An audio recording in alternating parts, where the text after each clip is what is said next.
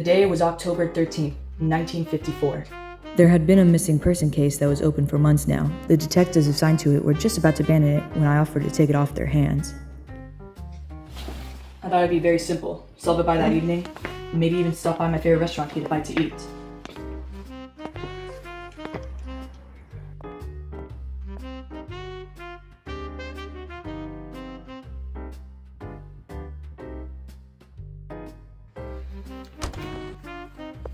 No, it wasn't that simple. In fact, it was the most difficult case I've ever had the misfortune of obtaining. No leads, no clues, nothing. But yet, I still prevailed. I started by researching the missing woman. Locals had very few words to say about her. She was much as a mystery as her own case. What I gathered, though, was that she was 28, unmarried, worked at a boutique, but had past jobs all over the state. Didn't have family, didn't bother having friends. Honestly, I wonder what would happen for Boston reporter missing. Would no one notice that she just vanished? Hello, detective. Funny seeing you here. Not now, Miss Cross. You don't need to be so rude. This American woman right next to me is Miss Veronica Cross. She's rather new to our agency, but she's made quite the name for herself. However, I'm not impressed. Most of her cases were solved with luck anyways. Once she's gained the same experience as I have, maybe I'll spare her a glance. Don't tell me you're still working on that case. My apologies for doing my job, but it seems someone around here has to. Well, it doesn't have to be your job. Why don't you just drop it and work on another case that's actually a good time? Drop it? Are you serious? This isn't some job you can just quit when it gets tough. This is someone's life right here. Jeez, okay, I was only kidding. I didn't know you were some righteous man. You and that mouth of yours. If you're gonna be such a bother, just leave me be. Whatever, you sourpuss. I'll see you later. After that encounter, I went home for the day. I couldn't get Veronica out of my head. Every time I hit a dead end, I saw her face mocking me. But it didn't discourage me. If anything, it pushed me to work harder on the case. I spent nights staring at case files until my vision became blurry and my eyes became heavy. I searched around town for any connections to the missing person, working day and night trying to gather any sort of information that could lead me to a break in the case. And after all that trial and error, I managed to find a secure piece of evidence.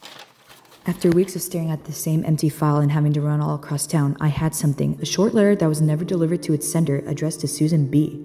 The letter smelled of a sweet perfume. There was also a red lipstick mark on the bottom right of the paper, like some sort of signature.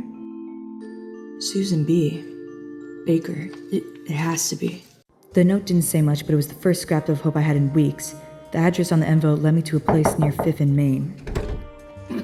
Yeah? I'm looking for a Susan Baker. Is this her residence? No, this is Susan Bailey. Why?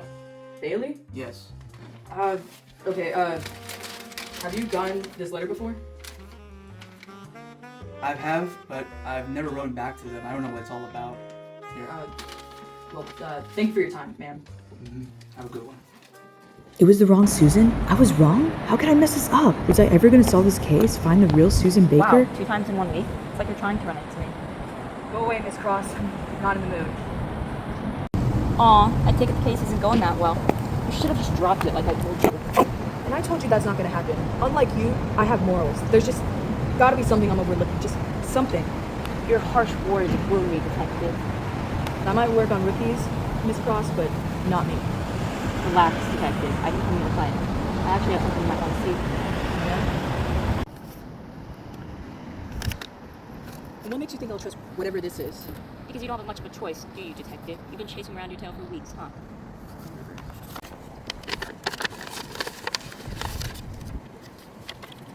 An old clerk at the bus station said a woman fitting Baker's description came by the day before she vanished and left her receipt behind. In the photo, let's just say I had my ways.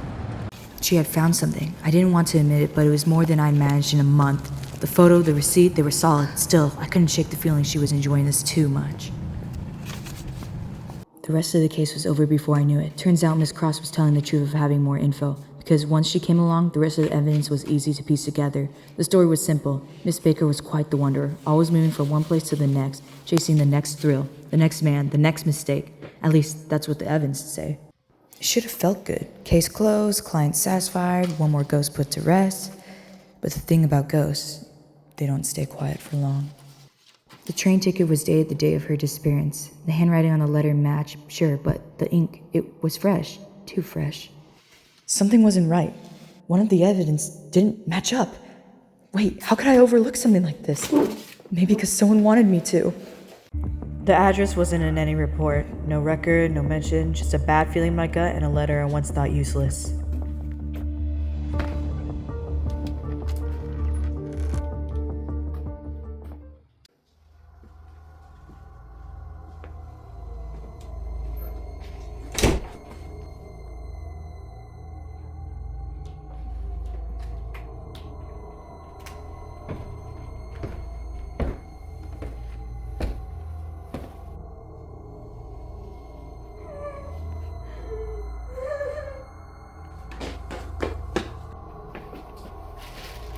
Miss Baker? What are you doing? You have to get out of here.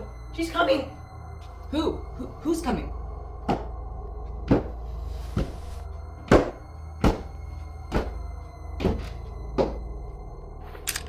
Loose the gun, darling.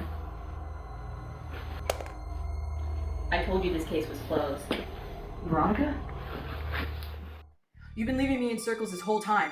Every clue, every lead, a string you tied yourself. You've been lying to me this whole time? You should have left it alone.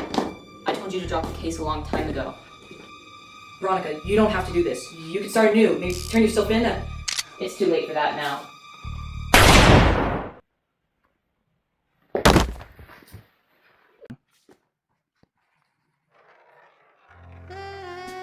In the end, there was no truth or justice.